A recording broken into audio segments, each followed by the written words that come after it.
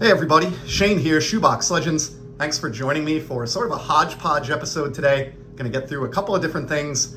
First and foremost, I have a stack of cards that is for sale on eBay right now, ending on Sunday night. So we'll take a look through those in case there's any interest from anyone out there in the community. Then I'm gonna take a look at a couple of cards that I'm overdue in thanking a friend of the channel for sending my way.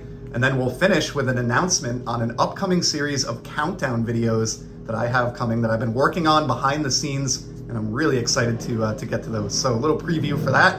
But let's start with the cards that are currently for sale. As I work on continuing to condense my collection down, I've been trying to list 10 graded cards each week at 99 cents open auction, ending on Sunday night. And this week's batch of 10 starts with Max Scherzer from 2019 Topps Heritage. This is the Chrome Parallel, numbered to 999 in a PSA 9. And pretty cool in that this is the year that the Nationals won the World Series as well. So that's a neat one there. These will not be expensive cards for the most part, if you have any interest.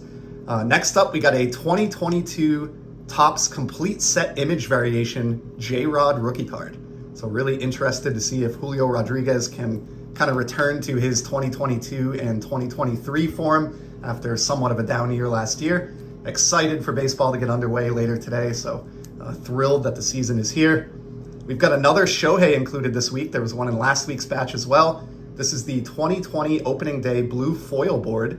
Not numbered, but I believe the agreed print run on these, or confirmed print run, is 2020. I think they are printed to the year of release, and I do miss opening day as a set. We got a somewhat controversial player up next, Fernando Tatis Jr. He was a hobby darling back in 2019 and early 2020. Before his positive PED test and questionable ringworm excuse kind of tainted him in the eyes of some collectors. But we'll see how this does. I'm letting his 2019 Allen and Ginter mini A and G back rookie card go, also in a PSA 9 and with the proper frosted gasket on the slab, which I love. And then next up, we've got a few Rafael Devers cards. So Mookie Betts was kind of the main topic of last week's sale, or the main subject. This week it's Rafael Devers, and it's for the same reason. I'm still collecting Devers. I still enjoy his cards, but I don't really want hundreds of them or many dozens of them. So I'm kind of thinning out the herd, and I'm listing 4 from his rookie year in 2018. So we have this Stadium Club Beam Team insert to start us off, and you can see the RC logo there. Love that one. And then the other 3 are from 2018 Topps Fire, which I don't think is made any longer, but I've got 3 parallels of his rookie card, starting with the orange, which is numbered to 299, and it's a little bit tough in this light, but these do have some great shine on them. It's just a little bright in here today. More scarce than the orange is the purple, which is actually numbered to just 99 copies. And then we finish off with one that is not numbered, but not easy to come by either, the gold minted. Pretty cool looking card there. So those 4 Devers slabs, pretty great addition to a Red Sox collection, or anyone who's looking to get into Devers, and will likely go cheap as well. I've got one leftover Mookie that didn't make it last week that is in this week's round of listings, the 2017 Topps Chrome Prism Refractor. And all of these cards, I think, across the board are in PSA 9s this week. And then finally, the card that will likely draw the most number of bids and end at the highest price, the 2022 Topps Bobby Witt Jr. This is the short print card number 660, his first base Topps card. I love this card, and the only reason I'm selling it, it's really quite a bit off center. It comes across even more in hand than it does on video here, believe it or not, but it's way too off center for my liking for a 2022 card. And a lot of these are, believe it or not. So I hate to let it go, but I have a couple of other Wits that I enjoy more than this. And out of all 10 cards going this week, this is probably the one that I would most likely actually replace or buy again a different version of in the future. So I would like to reacquire that Wit, but for now, that one is not a specific fit, so I'm letting it go. And I'll just add here, apologies if you hear any grinding noise in the background. I've got my neighbors doing tree service today, right across the street from my card room here. Hopefully it's not too bad. Next up, I've got a swap out that I made, and I'll keep this brief, but this card here has long been one of my favorite Alex Ovechkin cards and one of my favorite hockey cards, period. From the only standalone Panini Prism hockey set that was released before Panini lost their NHL license. This is the silver or prism or refractor of Alex Ovechkin. Really special card. This made my top 100 cards countdown the last time that I did it. More on that in a minute. But in this case, I really, really don't like BGS slabs. I know I'm not alone there, and to the point where the slab was almost like deterring from my enjoyment of this card, believe it or not. It's in this baggie in here, which just makes it a little bit cloudier. It doesn't really have the same, it doesn't resonate with the same shine as my other Prism cards.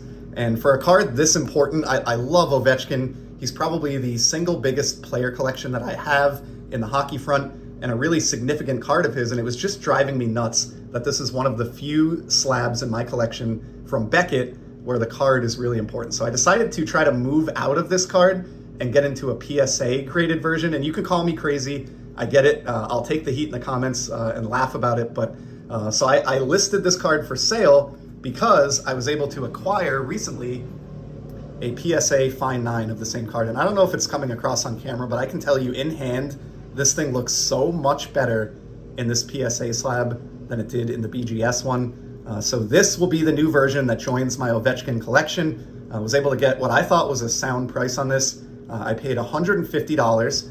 And then just to fill you guys in on the specifics, once I acquired this for $150, I listed my BGS copy at $250 buy it now or best offer, and just accepted an offer earlier today on the BGS copy for $200. So I made about $50, which wasn't my intention, swapping out of the BGS slab and into the PSA slab.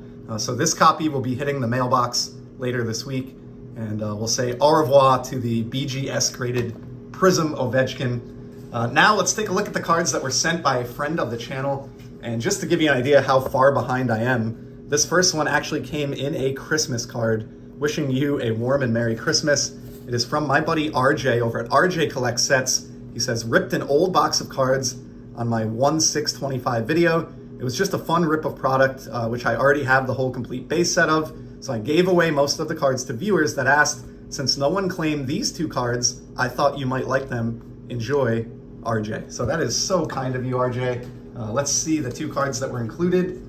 And we have a boxer here, Jack Johnson on the Panini Golden Age release. This is, I think, from 2013 or 14. And then to go along with that, how about my latest Josh Gibson? Somebody that I really, really got into collecting, especially over the last year or two.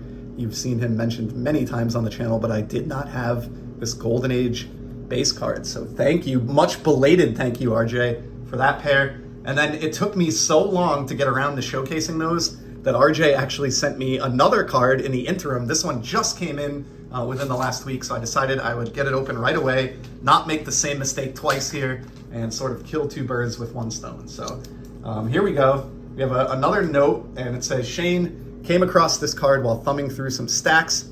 Figured I'd send it to you rather than throwing it back in a stack and forgetting about it again. Enjoy, RJ. So what we have here, oh, how cool is this? An Allen and Ginter Chrome Mini of Aaron Judge. Love that. Of course, another player that I'm just so excited to see get underway here in the 2025 season, which will start later today for just about every team.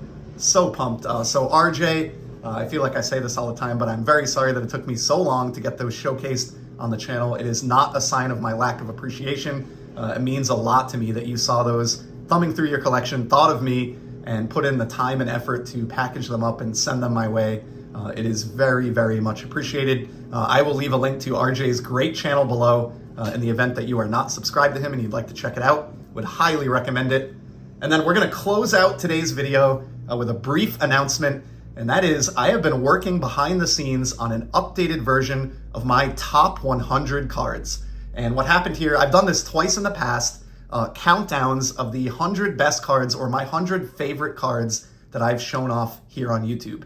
And now that I hit 1,000 episodes here on the platform, and it's been well over a year since I revisited this list, I thought it would be a great time to do what will be the third iteration of my top 100. So this is going to be the first 1,000 episodes of my YouTube channel. I have gone back, I have combed the archives, combed through my collection, and come up with a brand new list of what I feel are my top 100 cards.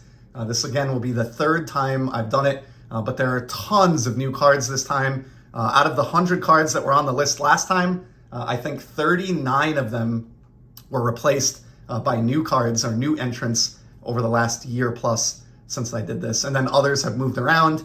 For those that have seen these countdowns before, they are based on my favorite cards. These are not based on monetary value or how card ladder, assigns their value or anything like that. A number of factors can weigh in: scarcity, significance, nostalgia, just cards that are my personal favorite for whatever reason. So I'll have a little bit of a story and a discussion behind each one of them. I will probably break them into 4 episodes, 25 cards each, and we'll be starting with episode 1, cards number 100 down to number 76. So expect that in the channel sometime over the next week or so here.